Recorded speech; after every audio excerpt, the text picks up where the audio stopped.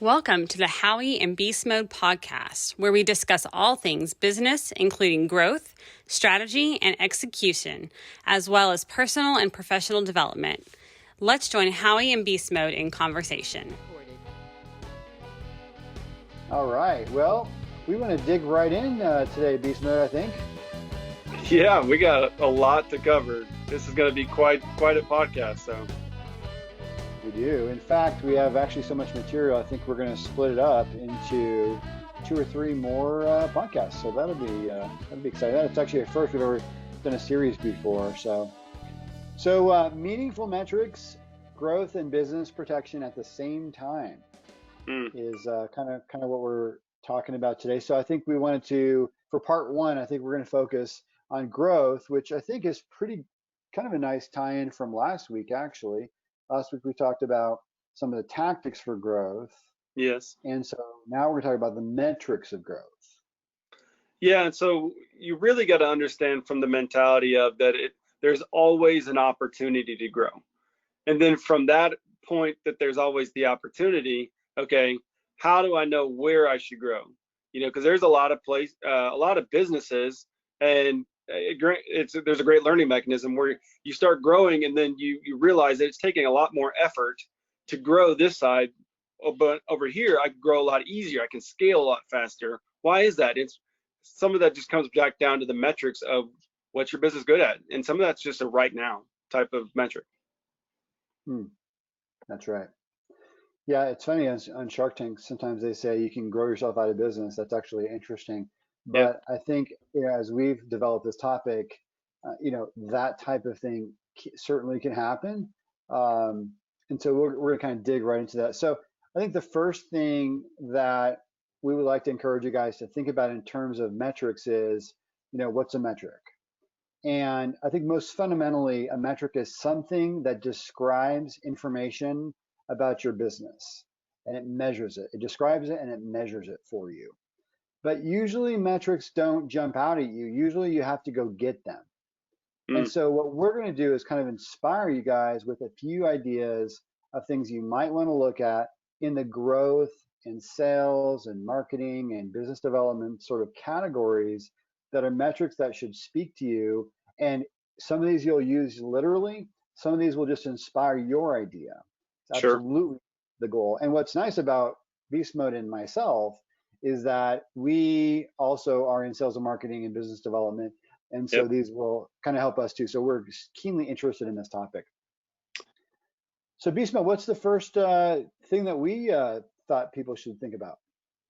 Yeah, so just a quick terminology. So metrics, another way that other people can describe metrics are trends. I'm seeing a trend in my business, and it's okay, well, when I start looking at it and I take the metrics of that trend, I now validate that trend. So that's just one key component real quick. First thing we want to look at is where are we most successful in selling in terms of our customer type. So we got to define our customer type and then define what's a success and what's not. And so why don't we jump into that and start talking about our types and go back and forth. Yeah, so my company has done this a bit. I've done this for my company actually. I don't know if I've done it in prior companies. I think maybe a couple companies prior. Yeah, I've done it. You know what? I've actually done it 3 different places. Okay, so basically all you do here is you look at your closed sales data, right? Now, if you're a startup, you may not have very much closed sales, and we're going to get to that in a second because there's still a way you can get feedback from the market on kind of what your key customer type looks like, right? But if I'm going to get in, if I'm in the business of selling concrete, pipes for water distribution and things of that nature, there's a certain type of customer that I need to be focusing on, right? There's kind of like your core customers, and then there's peripheral customers. So I need to understand from my sales data what are my key verticals, what are my key customer types. So that's one of the things we talked about. Yeah, closed sale data. You got to know where am I being successful, and obviously we're all gonna say a closed sale is a success. Okay, and then we're gonna go right into a lead analysis. And one of the ways that I like to classify my leads is by their pains. Some people want to say goals or gains or whatever terminology you want to use. But for me, I like to assess it by pains because that's what it is. They're coming to me with a pain they want me to fix. Now, in my business with JL and in previous businesses, you get leads all the time, and sometimes they'll come to you with a pain, and it's like, we could probably do well with that, but it's not our main goal. We do really well over here, but we can kind of do this. And so you take them on and you begin to run your metrics to see, should we continue taking this on? Should we, start moving more of our business over to this side? And so you need to find out what customer pains am I most successful at signing on in the beginning, and then on the follow-up, what customer pains am I most successful at alleviating on the back end. That's so true. So if you're a startup, that's probably all you have, is the ability to identify from your lead generation activities what types of customers or what types of prospects really in that stage are responding to your message and to your offer. So that's one way. So if you're a startup, you're going to have to focus on leads analysis. If you're an established business, you can use both closed sales data and leads analysis to say, here's the type of customers, the types of verticals that are responding to our message.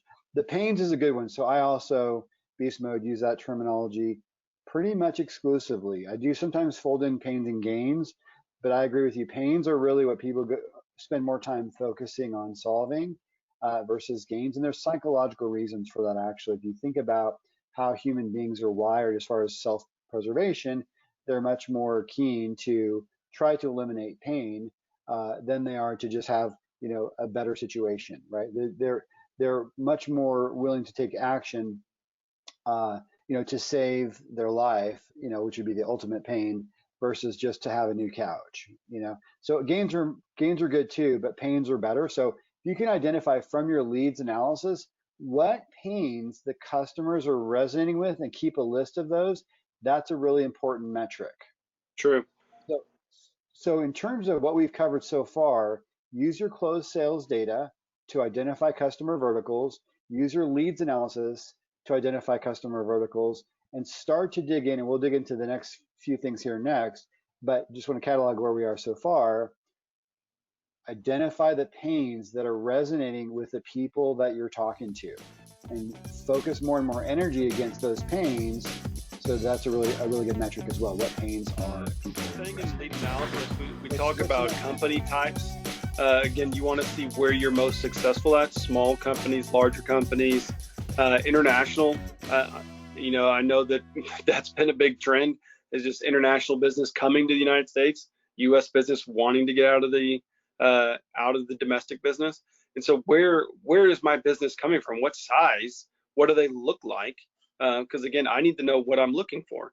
It's great if I have 500 leads, but if I can alleviate the work of having to call or email or reach out to 500 leads because I can filter them, then this is just another great filter. And again, all of it's going to come in as you get volume. So you got to start with one, and then obviously as your leads come in and they grow, you should be assigning them as they come in. I color code mine as I go through them with JL. So that's just one way. Mm-hmm. Yeah, you got to be organized. That's a real foundational thing. You'll hear from us guys quite a bit, which is being organized. We've talked about systems as simple as a spreadsheet. That really can work when you're a startup, honestly, all the way to having CRM systems that can really track things for you. So yeah, be organized for sure. But the other one is so size of company verticals. So that concrete, somebody who's selling concrete pipes, might not see very many leads come from a police force, right? But they might see a lot come from road construction. I mean, obviously. Now, what about title types? I mean, that's another one that you'll start to notice, and it's important to know too that it may be that some businesses work very, very well when you're just selling to, for example, a secretary or an office manager. That might be very successful if you're selling office supplies. That's your audience. You better not disrespect them, when you get them in your leads, because that's probably your buyer, right? But if you're selling concrete pipe, then it might be a foreman, or it might be a general contractor, even an owner or a president. I mean, it depends on the size of the company, but paying attention to your title types within the company is also a really big deal. Yeah, who's the decision maker? That's one of the things I try to talk about when I'm on the phone. Number one, if they are, I want to talk them up. Of course you are. Yes, you are the decision maker. And if they're not, then I want to find that out, and I want to be able to be pointed in that direction. So yeah, you got to know who that is. And it's sometimes, I've been in positions where, just like you said, the secretary could be making a decision, or the CEO could be, and you have no idea. So you got to approach it all the same. You're coming in and you're trying to locate pains, you're trying to alleviate pains, speaking directly to that, and you'll know when you start speaking to pains if that person wants it alleviated. They're going to agree. Oh yes, you're right, Howie. Oh my goodness, that hurts me when you talk about it. Okay, you're the decision maker because it bothers you. If you're the secretary and you're not decision maker, it doesn't bother you. That's good. One of the things that I want to make sure people set themselves up for success in regards to this first podcast of the series about meaningful metrics is to make sure that you understand that for you to go pull these metrics, you have to have them there in the first place. So you have to make sure that you're actually capturing them. So Sure. If you're getting purchase orders for deals, or you're getting agreements for deals, or whatever it may be, you have to log those and make sure you understand. So you kind of want to understand, maybe today's podcast will help, and we can certainly send you our notes. Sure. But I think if you want to make sure that you plan to be able to do the analysis later. Yes. If you don't log it, you won't have it there for your analysis. Yes, and it's always difficult to get started. And so I know, because I'm there too in a lot of different aspects, but once you get started, it gets a lot easier. So if this is your first time and you're thinking, man, I've got all these deals, but I don't know what I did, well, just start logging it now, and just know that once you'll have some data and you'll be able to backtrack a lot of that information. So get started. Get started now. It's better to go ahead and log in a fairly complete way, even though it's a little bit of work. Yes. So, log more than you think you'll have. But I think key things are, when you do log your data, whether it be from closed sales or from leads, we can give you a quick template, like just a verbal template right now of stuff that might be really good. So obviously the company name makes sense. Okay, that's obvious. The address makes a lot of sense, because what if you want to market to them later? Or what if you need to do a background check on them, or a business credit check on them, right? So you want to have the address for a lot of different reasons. You want to know who it is that responded to your campaign, if it's a lead situation, right? So with their first name, last name, title, phone, email are pretty important. Vertical. So obviously you could easily look up what their vertical is. What's their website? That's kind of a peripheral one, I would say, but it's there. But what's their vertical? Also company size. So Beastmode mentioned company size a little while ago. I think if you can ask them, how many employees do you guys have? How much revenue does your company have? Employees and revenue are usually the two ways that people classify their company sizing. Like the Small Business Administration, I think it's usually addresses people that are organizations that are 500 employees and less, for example. So those are some things. Anything I missed there, Beastmode, in terms of some things they might want to consider tracking, whether it be from leads or closed sales? Yeah, I would say when you first started the conversation and when you close the sale, you want to find out your life cycle. Maybe that's, I know that this industry takes longer to close a sale, so I got to slow play that. That's just one that came to. No, I think that's great, because then you can pull time to close, which is a really good metric. So time to close is a really big one. But if you don't do what Beastmode just said, and you don't track when was your first interaction date, it's just a date field. If you're in Excel, which is near free to everybody these days, or Google Sheets, just put in a time or first conversation date. And then eventually have you'll have a close date on there. So it might feel good for you to just have a field that says close date. Right next to them. Another one I think is what do they respond to? Targeted pain. Yeah. Oh, actually, okay, you're going with the pain. So that's another thing as well. So I agree. So what was their pain? Absolutely. So, and hopefully it's not just one thing, right? They may have two or three. So try to, ask the next question. But what are their pains? One, two, three. And you can even have in your spreadsheet, if it's not a CRM in your spreadsheet, just like pain number one, pain number two, and pain number three, and then Mm. just put them in there. Eventually you'll bucketize your pains and you'll have common ways of saying. We did that in my current company. I had some new employees basically spend 3 weeks looking at old sales data, and we classified our hundreds of pains into like 20. And so now we know, like, for our different products, kind of what our pains are. So yeah, I agree with Beast Mode. Track what was the pain they were trying to solve. That's a great one. And most people, by the way, I'm really glad you said that. That's actually kudos to you. Most people don't do that I've seen. Yeah, So what pain that they're trying to solve, and is one. So when they first get on the phone with you, or send you an email and say, "Hey, I'd like to talk about this," that's one I'd like to track. But then also, what did we decide we were gonna solve? What pain did we yeah. come to agreement on? You know? Okay, so and that gets into if they actually buy, then you want to track what did they buy, how much, what did it cost, Yeah. um, and track all that. So then you can kind of map the solution to the pain. So that's a really good one. And then also track what lead source did they come in from. Maybe it's just a referral, or maybe you cold called it, whatever it may be. Yeah. But maybe it's from a DFW chamber type Yeah. Oh event. yeah. I mean, where was it? Yeah. Yeah. Exactly. Great. Great. Great. Great content. Good. So we can track our business and see what resonates for us. What else among sort of like customer type, closed sales data, leads analysis, profiling, anything you think we missed there? I don't think so. I mean, I think we're going to cover a little bit more of that whenever we cover the rest of the. It's We got. looking like it based on the time today. Yeah, it is looking like we might end up doing another one on growth metrics. But it's a really fascinating thing, guys, and it should really inspire you as to how to organize your business in a way that you can aim at try to cover. So I think we'll talk about website analysis and social media analysis next. Yeah. So you're the social media guru. I'll start with website, Yeah. and then I'll mostly flip it to you, honestly, on social media.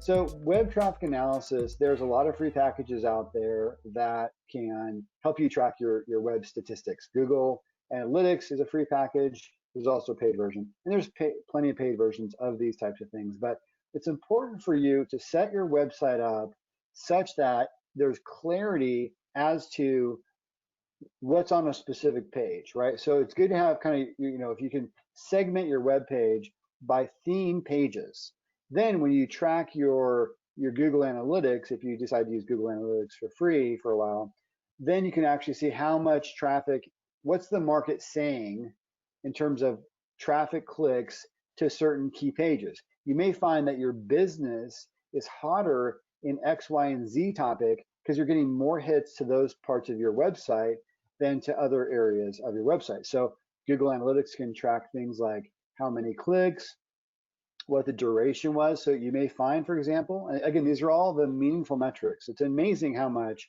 math, metrics, and tracking, which, by the way, I don't know about you, Beastman, I'm not really a hyper math person, and yet it's funny how approachable these types of math problems actually are. Sure. Yeah.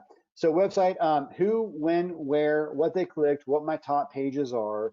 And then, with that, you can really double down, essentially. That's the whole point of meaningful metrics, is doubling down on what's working, saving money and time on what's not working. So definitely you should have a website. All of you probably do, but have a website. Make sure that your websites are not so kludgy as far as every page covers everything, or else how do you know what's working in terms of your message in the marketplace? It's okay to have a little bit of that, but it's really better to have maybe your pains on different pages, or your key features or something, or key offerings on different pages. So you can really track that and focus on what's working. So it's pretty simple to do. I did it in less than 10 minutes just a couple of weeks ago myself on something that I was working on at the time. So what about social media? You told me earlier, Beastmo, that there's quite a bit of traffic analysis you can do on social media. So talk to us about those meaningful metrics. Yeah, so I mean, just like with anything, the data can go pretty deep. On the website, you can we kind of touched on the surface, and so you can dig real deep. Same thing with social media. Um, and I know that Facebook and LinkedIn are probably the two biggest platforms that people are getting leads from. I know Twitter does leads as well, but it's not as it's a little bit more cumbersome. But like Facebook, for example, a lot of times you can load multiple different content. Again, both of these are paid versions. None of this is free for social media at all. There's no trials. There's no nothing. But you can load multiple different types of content, and then especially with Facebook, you can give it much more free reign, and it will analyze what content, meaning text, what text is getting the most results, most views, most engagements in the beginning, and then you can partner that up and say you have a picture that goes with it or video that goes with it. They can start partnering the video that's getting the most hits or pictures. So now getting the most hit content with the most hit picture or video, they're putting it together to give you one formulated stream to get your targeted audience. So Sounds to me like the metrics that we have been talking about, which mostly require a little bit of work from our listeners, sounds to me like some of the help when it comes to social media, some of the metrics help actually is done by them. yeah, they definitely will give you all the metrics. I know we talked last That's week awesome. about some of the social media managers that are out there. They give you a lot of the metrics too. Now, again, it's all there's a fee to all of it, and it takes more time. So it's an extra step, but it's an extra step that'll save you some time on the back end. And so you have to choose, where am I where am I going to pay the piper? Am I going to pay it up front, put a little extra sweat in the front to save myself time on the back end where I can be more productive, or am I just going to choose to just doing what I continue to do and not look at it? Yeah, it's good. Good stuff. Social media traffic analysis automated by the social media providers, and they're in the business to sell you advertising, so there's a great opportunity for them to do that for you for free. So it's an area where, as long as you use social media, they can test your messages, they can test you. We talked a little bit about that recently, but they can be a real good partner to you. And I think it would cost hundreds, not thousands. I mean, you can spend thousands, but it can certainly just cost hundreds. Yeah, very true. Cost hundreds, and you can get results in as soon as 5 days is generally the shortest time frame. Again, uh, Facebook is probably the most user friendly, followed by LinkedIn, followed by Twitter, and then from their analysis that they're going to give you is dependent upon you. You're going to check and say how much analysis I want. And so if you want surface level, I just want, you see the ads all the time. For 1,000 clicks, it's $10 or whatever it is. If that's all you're looking for, then that's all it'll give you. But if you want more information, then you request it, you click it, and then they'll deliver it to you. It's good. So what, for the business who doesn't have enough, business, for the business that doesn't have enough sales, for the business that is a startup or a side hustle or maybe they're just a little bit stagnant. I mean, I think some of these things can really help you guys to unpack where your opportunities are. And what Beastmode and I in our planning chat we're talking about is, don't be discouraged if you don't have a lot of data yet. Get organized, plan for that data, and then you need to go experiment. Now, listen, we literally do this as a hobby, Beastmode and I do. But I do want to say that Beastmode runs JL Development, who actually does help with business development and with social media and things of that nature. So don't hesitate. I think Beastmode initial consultation, I mean, I think would be free. Yep. Conversation is free.